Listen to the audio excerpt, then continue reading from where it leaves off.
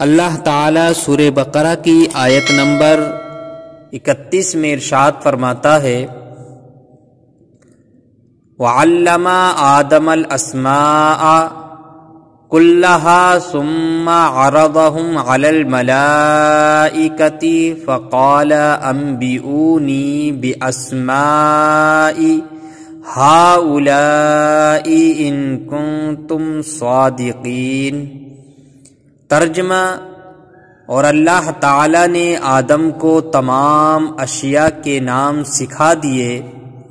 پھر ان سب اشیاء کو فرشتوں کے سامنے پیش کر کے فرمایا اگر تم سچے ہو تو ان کے نام تو بتاؤ۔ صاحب تفسیر اس آیت کے تحت لکھتے ہیں وَعَلَّمَ آدَمَ الْأَسْمَاءَ كُلَّهَا، اور اللہ تعالی نے آدم کو تمام اشیاء کے نام سکھا دیے۔ اللہ تعالی نے حضرت آدم علیہ السلام پر تمام اشیاء پیش فرمائیں اور بطور الہام کے آپ کو ان تمام چیزوں کے نام، کام، صفات، خصوصیات، اصولی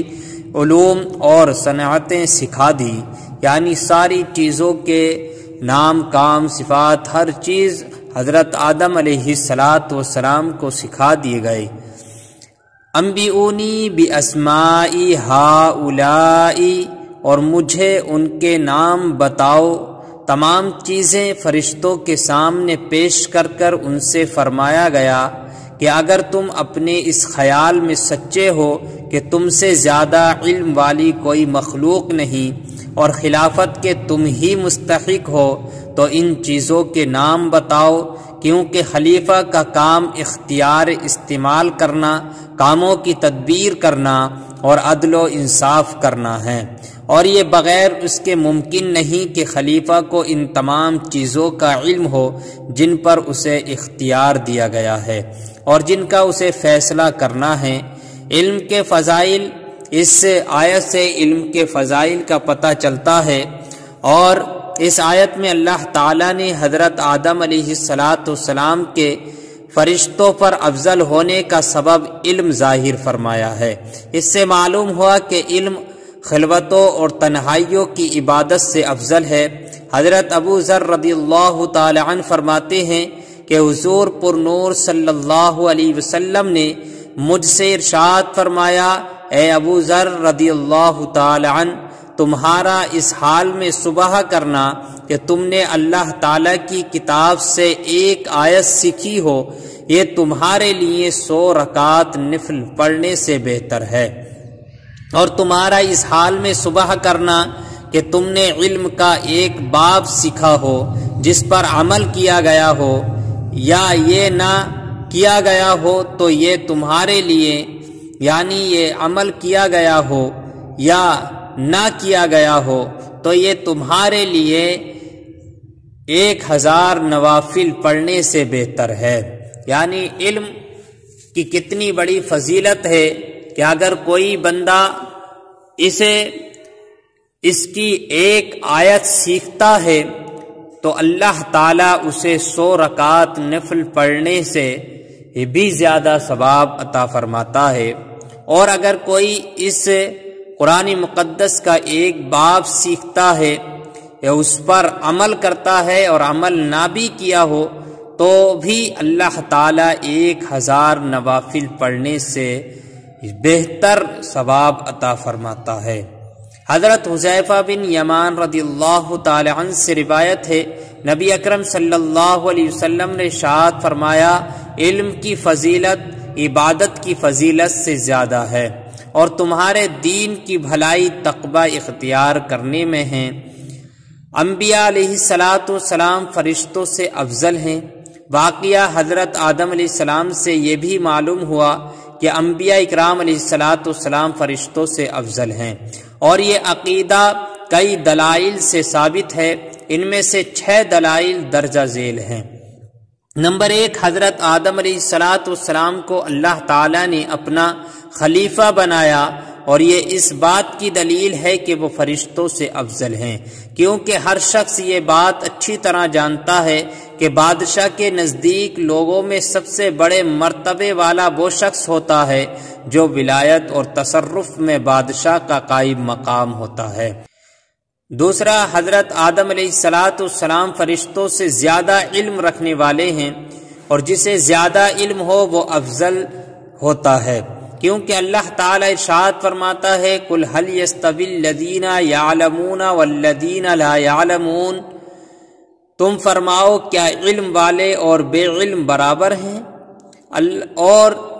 تیسری دلیل یہ ہے کہ اللہ تعالی نے فرشتوں کو یہ حکم دیا کہ وہ حضرت آدم علیہ السلام کو سجدہ کریں۔ اس سے معلوم ہوا کہ وہ فرشتوں سے افضل ہیں، کیونکہ سجدے میں انتہائی تواضع ہوتی ہے، اور کسی کے سامنے انتہائی تواضع وہی کرے گا جو اس سے کم مرتبے والا ہو۔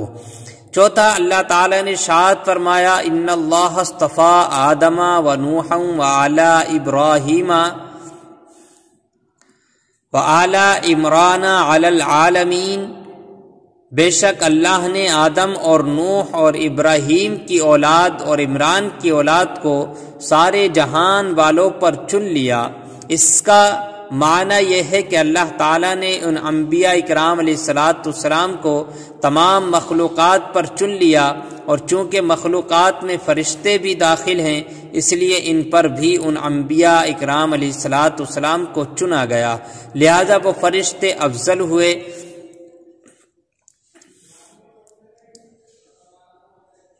لہذا وہ فرشتوں سے افضل ہوئے۔